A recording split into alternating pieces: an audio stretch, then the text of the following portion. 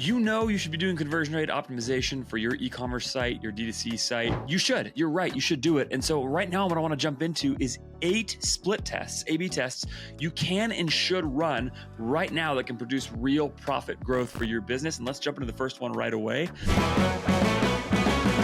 Split testing your product page, your PDP, okay? You should be split testing your PDP, and the mistake people make with almost all split testing, including with PDPs, and this is gonna apply to everything I'm about to say, all right, is that people make small little changes instead of major changes to their material. And they think they have to behave like scientists where they go and like tweak one little thing and measure it and see if it works. Like what I want you to think about instead is that the reality of testing your PDP, your product page, is that your product page is very close to the point of purchase for a customer and for a lot of customers. Now, you should be thinking specifically about the difference between new and returning customers when you're thinking about this. Who are you trying to appeal to? Probably especially trying to think about how new customers respond to PDP changes. But the reality is you should be thinking about content overhauls in your PDP, because if you think small on these things, small changes and small tests will lead to incremental and small results. Like disregard any story you've heard about how changing the button color gave somebody a 30% conversion rate lift. That's wrong. It didn't happen. I guarantee you that story is not true. That's not how the world works. Button color changes don't overhaul your performance. For your PDP, think about the reality that your PDP is meant to appeal to a very broad range of customers because it is the place where all customers at some point go in the shopping journey, basically, and therefore it has to appeal to a lot of people. And think about what information do those customers need to make a purchase. I would focus especially on clarity, and I would focus especially on the image carousel. And I would think about overhauls to these things and messaging overhauls, maybe even full redesigns for PDP stuff.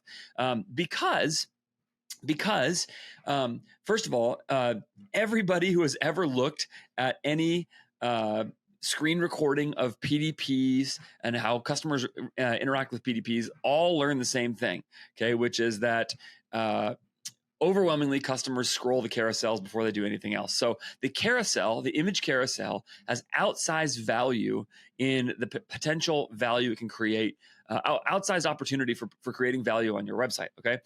So start with carousels because everybody swipes through those things, and think mobile first. Again, probably something that applies to everything else I'm about to say. So mobile first, start with carousels and think about clarity. What information does the customer not have that they need to have to make a purchase? And if you start there with your PDP, you can make big wins. I actually once had a brand that simply added an image that just clarified some elements of the product. When I worked with FC Goods, we made wallets out of old baseball gloves. We added an image that showed which parts of the wallet were made out of regular leather and which parts were made out of an old baseball glove.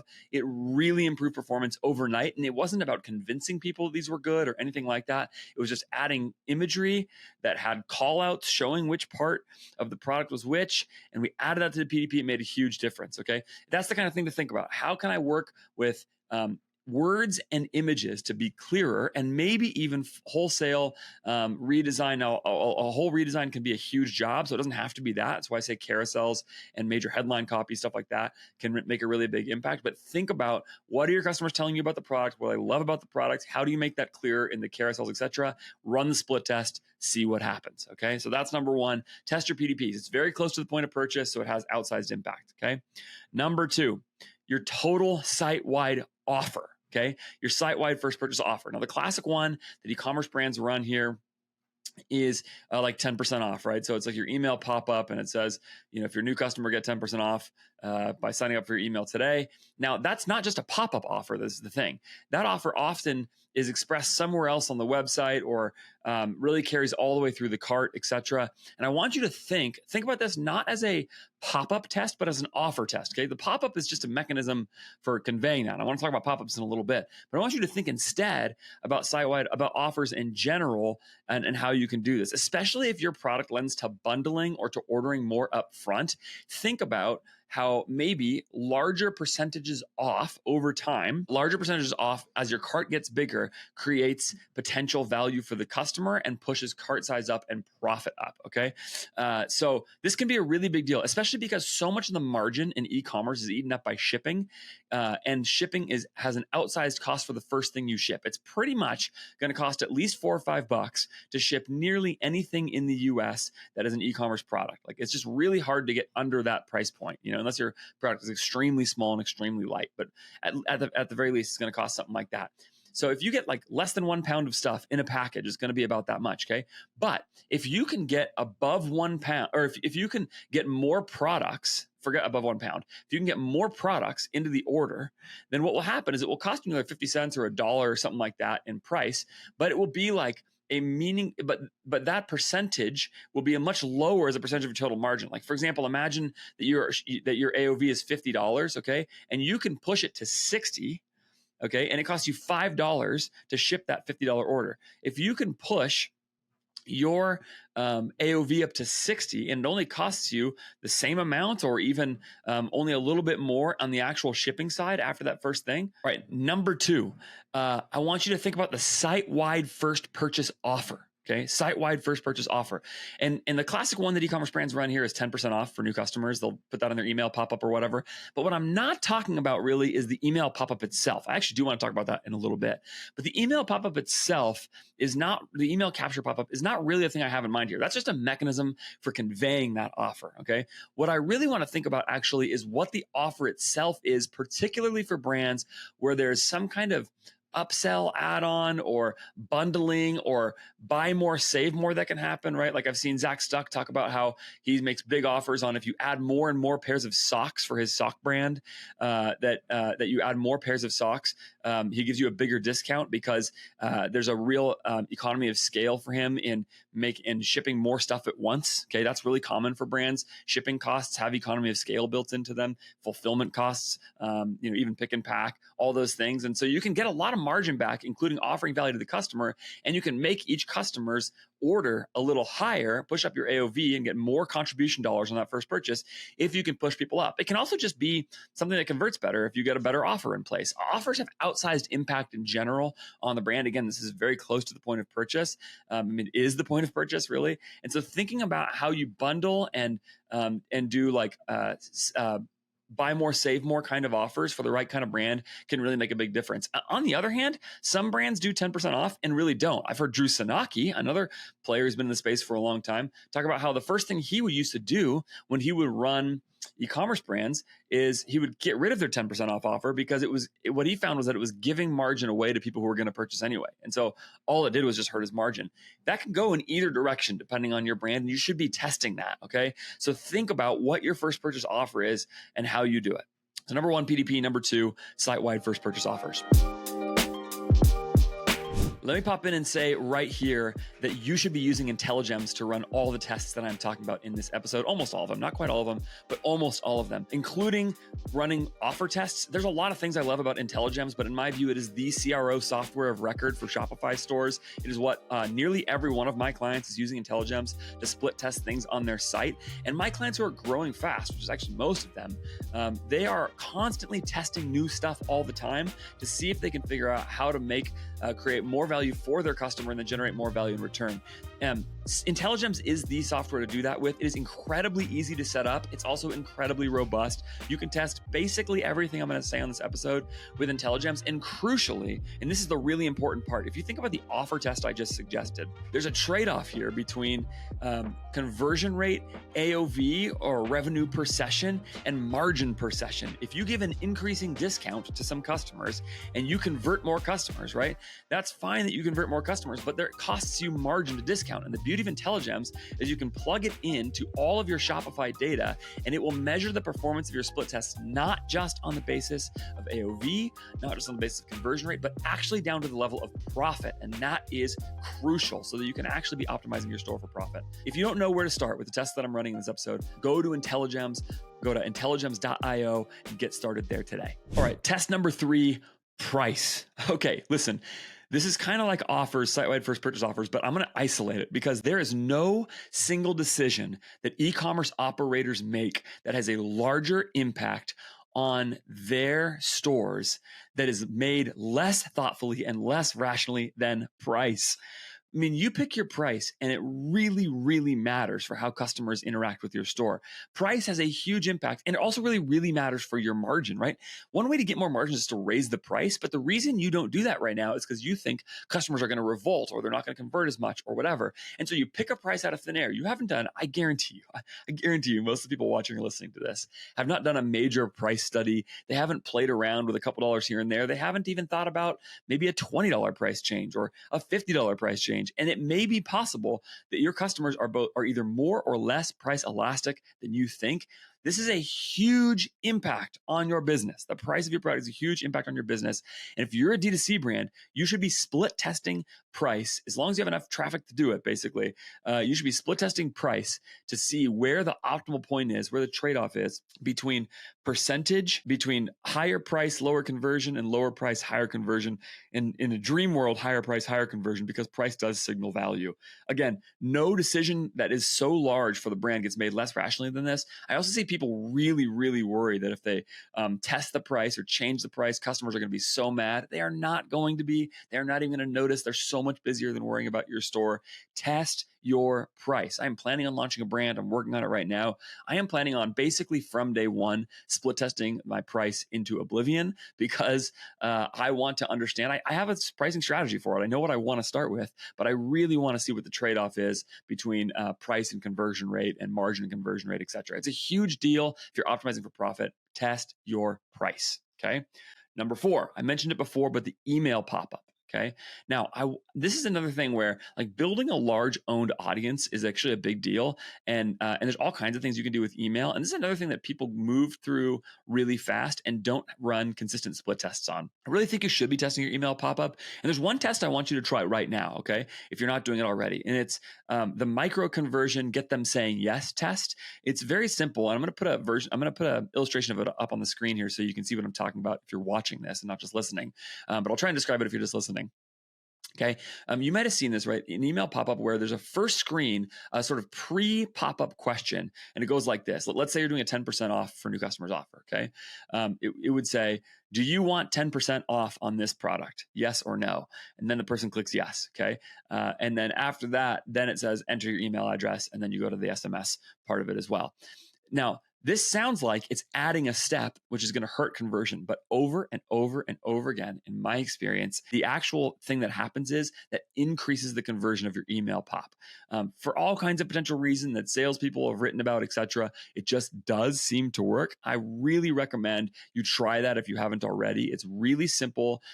Almost all email pop-up software can support that kind of email pop-up and can support that kind of sort of pre-email capture question. So go check that out right now. And beyond that, try other email capture. You should be doing that all the time. It's just kind of a no-brainer. Usually it's free for most email software.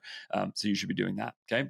Number 5, another really obvious one, but I still want to talk about it, landing pages for ads, okay? And there's a couple things I want to say about landing pages for ads, okay? First of all, if you know my content at all, you know that I love manual bidding on meta ads, okay? And that is true. I do love manual bidding for meta ads, but I find that split testing landers doesn't work very well in meta ads. So while I launch all kinds of creative up front in my meta ads, if you don't understand what I'm talking about, maybe a good place to start with some of my content would be ajfgrowth.com/beardbrand to see my opening the books with Beardbrand, talk about how I build an ad account from the ground up. But running cost controls, testing all kinds of creative by just letting Meta use Bayesian forecasting to not split test, right? I really resist split testing at the ad level. It's basically impossible to do that. But at the lander level, for a bunch of reasons, I think Meta is a split testing conversion rate based performance efforts in meta ads in the dashboard itself is actually not a very good way to use the dashboard because of the way that the machine learning seems to work. Okay, so instead, split test it on the back end, and this is where also like there's all kinds of things that you learn split testing landing pages that are surprising. Like here's one: sometimes landing pages make zero difference at all. Like you could actually eliminate the landing page, send the traffic to the P2P, and stop worrying about creating a landing page for every ad you run or something like that. Other times it makes a huge huge difference. Another thing you could test is like running straight to checkout from your landing page. Another one that I see is that people sometimes don't know whether they should send their traffic, if they're not running landing pages, to the PDP, to the collection page, to the home page. The results there can be really surprising. And so just splitting your traffic on the back end of it to each of those different places can make sense, or even to like sort of pre-built collection pages that are sort of almost like landing pages, but they're really specific sort of ad lander collection pages. You can do this endlessly. And I think the way to do it is in third-party split testing software, building thoughtful funnels, doing that, split testing your landing pages. A lot of people know that, but people still don't do it. Again, I will say the same thing I said at the PDP level here. When you do this, resist the urge to make small changes. Make big changes. Make major overhauls. Don't worry about changing one headline and wondering if that's the thing that affects the outcome. You are a marketer, not a scientist. Think about the messaging you're trying to convey, overhaul it, completely try something new, and then see what happens if you run that instead of the other. Do the same thing with your offer on your landing page, by the way. This is not your site-wide offer like I was talking about earlier. Think about what happens if you run offer A versus offer B. That can have a huge impact on your page. If you're serious about building ads and landers at scale where you're testing lots of different landers, lots of different offers, specifically at the level of your ads, you should be thinking about doing that with FERMAT. You should go to fermatcommerce.com/AF to look into FERMAT. FERMAT is the Ferrari of landing page software. It is really unlike anything else I've ever seen. It is the highest performing, fastest loading landing page software I've ever seen. It makes offer testing insanely easy and fast. You can control this. You can see the split testing results right there. If you are a supplement brand and subscriptions as a percentage of orders matters to you, or any brand that's running subscriptions, right?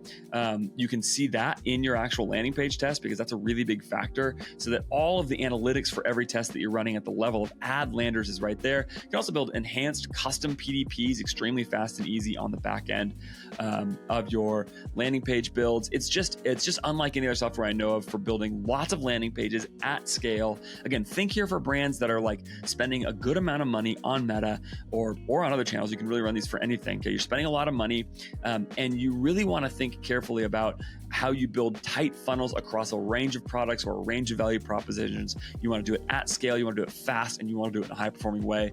Measure it all in FERMAT. It is really excellent. I've seen one client of mine use it that has had major success, and we've really gone pot committed on it to where we're basically running all of our traffic through FERMAT. We saw an immediate 50% spend increase when we switched to FERMAT and started using their landing page capabilities. So check it out now, fermatcommerce.com/AF. It is really awesome stuff. All right, test number 6. This is kind of like your offer, but it's a really specific one. Your free shipping threshold. And there's a really specific mistake people make with free shipping thresholds. They know, again, they should be testing this. First of all, this is another thing where it's not just about price or conversion rate. It's actually about margin, because giving away free shipping is actually normally a really low margin offer for brands to give away. Like, as in, it's expensive. When you go from charging $5 or $10 of shipping to nothing, you're basically giving people like, $5 to $10 or whatever it is back in margin. It's like a 1-for-1 margin exchange, unlike discounting where it doesn't quite work that way. So it's an expensive thing to give away a bunch of margin. It's an expensive thing for brands to give away. And so you should be thinking about this from a profit optimization standpoint, not just a conversion rate optimization standpoint, or even an AOV optimization standpoint. But there's actually a huge mistake that people make all the time with free shipping threshold, which is that they take the average order value of customers across their entire site, and they think about how do they raise that number, or they set their free shipping threshold just a little above that or a little below that. But the average is not actually the thing that you care about. What you actually care about is a really specific thing, probably, which is either a new or returning customer, or maybe even more simply, just the modal shipping threshold. Okay. If your brand, like most brands, is actually disproportionately new customers, you should be thinking specifically about the free shipping threshold for new customers, and you should be thinking about the modal shipping threshold. And what I mean by that is, at what point do most customers drop off, and where do you need to get them to move? So let me give you an example. Imagine that you are a brand that averages, let's call it 1.2 units per order. Okay. So on average, a customer has 1.2 of your products in an order. All right. What you should be thinking about here is a free shipping threshold. That the average price there, let's call it $80 for that, right? The average, let's call it $60. That'll make it easier. That'll make the math easier. The average order value there of $60 is not actually the thing you care about, because you are mostly not trying to get a person who has added 2 products to cart to add a third. What you are mostly trying to do is get more people to add that second product to cart. So the actual modal order value is probably closer to like $50. Let's say your product costs $50, and because 20% of people have a second order in their, or a second unit in their order, it pushes the average to 60. So you would think that what you need to do is maybe make your free shipping threshold like $60 or $65 or whatever. But maybe actually you want to set it at 55, so that customers who have only added one thing are going like, okay, I really should add a second thing to get free shipping. It just makes too much sense. Okay, you get the idea. That example might not pencil out exactly right, but the idea is most customers are actually ordering a different order value than what the average says. So think about the modal order value, not just the average, when you run a shipping test, and then measure based on profit. But again, this can actually make a really big difference, because that shipping charge can really be a huge issue. And it's, again, right next to checkout. Number 7, this is something especially I want to think about for apparel brands, high SKU count brands, and that is your collection page merchandising. Merchandising has another thing that has a huge impact. Basically, for any brand where there's a lot of browsing of your site, there's like funnel brands where it's like, give people a problem solution, drive them through a funnel. But then there's also like browse brands where you have a lot of different products, and you want to, and customers want to, the way they engage with you, they want to go look around at a whole bunch of different ones. Well, that means that what products you show somebody in your main collection pages that people are browsing can make a really big difference in the order you show them in, because some people, of course, are going to go look for a really specific thing. I want a red jacket, right? And that's the thing they go get. Okay. But other people are just looking around. And so what products you show them first can make a really big difference. And so thinking about merchandising can really matter. Now, again, I would think about all kinds of factors here. I would think about inventory management, SKU management, right? If you have like a product that you have a whole bunch of and is like a reasonably fast mover, move it to the and is decent margin, move it to the front, move it to the top of your landing page, your collection page. Okay. If you have something that is a pretty fast mover, but you actually are starting to run out of stock, you might want to move that down the page a little, because at some point you're going to stock out of it, right? Now, that's a really like, one at a time kind of thinking that's time bound based on inventory cycles and some of those things. But, you get the way that I'm thinking about this here. It's not just about conversion rate. It's about thinking about how cash moves through your business and all those things. And again, this is another area where I'd think about margin specifically, right? If you have 2 products that people like a lot, one of them is $200 and has 80% margin, one of them is $150 and has 70% margin, start with the $200 one, okay? Because you want to push people towards that one and split test that collection page, see if promoting that one near the top of the page makes much of a difference on that. All right. So collection page merchandising, think about how to put your products in front of people in a way that's going to create the highest conversion rate, drive the most margin back to you. And again, measure with margin, not just conversion rate and AOV. All right. Number 8, finally, a full website redesign. Now, I'm actually not necessarily going to suggest that you do this. It's a huge job and it's an expensive one. But if you do, here is what I'm going to say. Test it before it goes live. I can't even tell you how many times I have seen brands launch new websites, overhauls to their websites, and the conversion rate immediately tanks. I can't tell you how many times I've seen that, where like you think it's going to be great, but like there's all kinds of reasons this could happen, but you should test it before you run it. I mentioned INTELLIGEMS earlier as a sponsor of this, of the Interference podcast. They actually allow you to do full Shopify theme tests. It's that robust of software. It's crazy.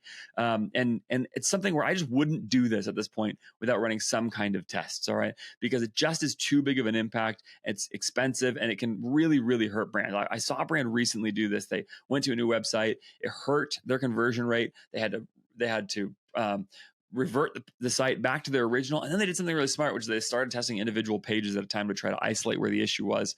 And at some point, they could go full theme test if they wanted to, see if they could solve the whole thing, because they did want to get to the new design. They like the new design, brand wise, all those things. Okay, so if you're going to do it, that's the main thing I'm thinking about, and that's really what I'm saying here. Again, I'm not necessarily suggesting you actually do this. I just think you should test it before it goes live. People are wrong about their design ideas all the time, and you got to think carefully about them. So it's really important. All right, so there it is. 8 of them. Let me run right back through them just so that we have them all straight. PDP with a focus on content and clarity in the carousel. There's 3 C's there. That's good. Number 2, site-wide first purchase offers, buy more, save more, or even eliminating your 10% off offer. Number 3, price. Test your price. Stop pulling it out of thin air. It makes a big impact in your business. Number 4, email pop-up, especially get them saying yes with a micro conversion before you ask them for their email address. Number 5, landing pages for ads. The key here is do it in landing page software. Don't do it at the ad level in Meta. Number 6, free shipping threshold. Look for the modal order, not just the average order. Number 7, collection page merchandising. Think about profit when you do this. Think about inventory when you do this. Number 8, full website redesigns ought to be tested before they go live. There you go. I see great brands that I work with care a lot about this. And you'll notice what I didn't say. I didn't say moving around menu bars, thinking about that kind of stuff. Like, that's not the stuff that's going to move the needle. I'm talking about major content marketing changes, seeing what's going to work. That, I think, is where all the impact is. That's where you should put your focus. All right, if you like this episode, you should subscribe to this show wherever you're watching or listening, because I do all kinds of stuff like this all the time. I'm trying to think about how-tos, how to actually practically, tactically make your business more money and more profit as you go. And so hopefully this is some help to you. Again, if it was, subscribe. There's a lot more content like this on my channel, and there will be more in the future as well. If you have any thoughts or questions about this, you should email me, podcast@ajfgrowth.com, or you can go to ajfgrowth.com to see absolutely everything I'm doing. You can also reach out to me on X, where I'm pretty active, at Andrew J. Ferris. I'd love to hear from you in any of those places, including in public. If you want to yell at me in public, that would be awesome. If this episode is helpful to you, the number one way you could say thanks, besides subscribing, of course, and rating and reviews and stuff like that, is to share it with somebody. Send it to somebody who you think would help as well. That'd be great. Don't forget to follow up with my sponsors for this episode, INTELLIGEMS and FERMAT. They're both great. I love them both. You should use them both, or whichever one you're ready for at the time. They're both really awesome. I think most brands, when they get into the low mid 8 figures, I think a lot of brands will be using both of those side by side, because they'll get into a mindset of testing lots of different stuff and building the best funnels and flows they possibly can, best customer experiences they possibly can.